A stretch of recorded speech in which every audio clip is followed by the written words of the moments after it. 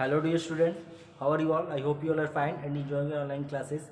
My name is Manish Kumar Vishwakarma and our today's topic is maps and its components from geography.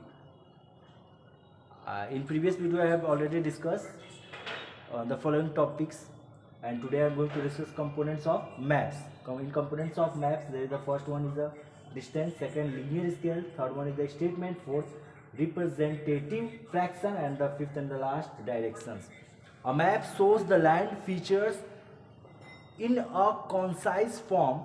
For its distance, direction and symbols are used. First one is the distance.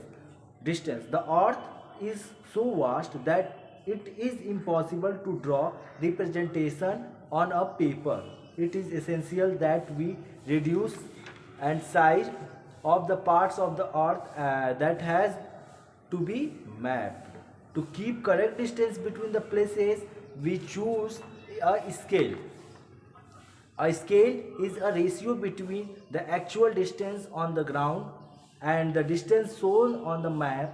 For example, the distance between your house or your friend's house is 10 kilometer. If you source this 10 kilometer distance by 1 centimeter on a map, a scale will be 1 is equals to 10 kilometer. It means 1 centimeter of the map will shows 10 kilometer on the ground. This is the benefit which we got from our maps. The second one is the we can use the different ratios to show the actual ground according to the size of a map. To show large like continent or countries on a paper, a small scale is used. For example, 1 centimeter of map can represent 50 kilometer of the ground. Such as maps are called small scale map. If an area to be represented is a small, such as a village, a part of your city or a metropolitan, then we use a large scale. 1 centimeter is equals to 500 meter. Large scale map provide more details as compared to small scale map. There are the three types of scales that are used to show distances. Second one is the linear scale. In this method, map distance is shown on a scale by a linear scale. They consist of a straight line, convenient length. This line is divided in some part and the first part of the is further subdivided so that distances on the map can be easily measured. You know that the third one is the statement. The proportion of the ground distance of a map distance can be shown in the statement. And the fourth one is the representative fraction. In a type of a scale, a ratio between the map's distances and the ground distances is shown by the representative fraction. It is always use 1 as the numerator. For example, 1 by 1 and the denominator is equals to 1 lakh centimeter is equals to 1 by 1 lakh centimeter. In this method, the numerator 1 is represents the map distance and the numerator 1 lakh, and the denominator 1 lakh shows the actual ground distance in the same unit of measurement. And the last one is the direction. A map should comprise proper fraction. It is not aware about the direction. In a map, we cannot ascertain the actual position of the place on it. That is why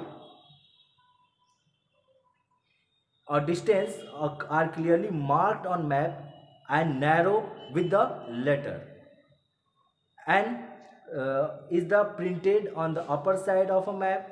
This arrow is called the north line, and this type of which is the point of the direction is the north. There is the four major direction: north, south, east, west. These are the cardinal point. All the direction you can make here. And the upward is the n is equals to north. The last one is the south. Here comes west, and here east. These are the four cardinal directions we have. We use magnetic compass for finding the directions, actual directions. Symbols and colors are there. Symbols are the another important components of a map. A map becomes more useful if more information or details are available on it. In the map there are the lots of symbols and the colors are used for giving us a more information and details about the following places. Can be used to show the various features such as a building, road, railway station details, hospitals, field, etc. Different types of symbols are used for the following figures. You can see in your book page number 29 there are the different types of the symbols are used for the different places. These symbols are used in a map to show the different places. And the sketch, come to the page number 30, there is a sketch. A sketch is the different from a map. It's rough drawing on areas based on the memory, the spot observation. It is not to a scale. It have to locate the source places there are want to go. This is called a sketch. In the simple way you can say that a rough drawing drawn without scale is a sketch. And the last one is the plane, an accurate diagram for a small area. A plane is a detailed drawing of a small area on a large scale. Sometimes we require an absolute accurate drawing or building with a room, stairs, balconies, etc. with the accurate size and position.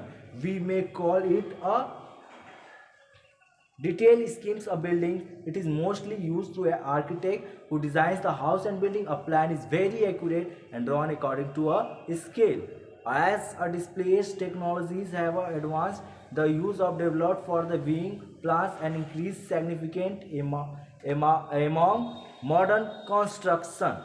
Dear children, your chapters are over in geography, maps and its components is over. In next video, I will introduce with you a new chapter. Thank you for watching. That's all for today. Bye. Take care. Have a nice day.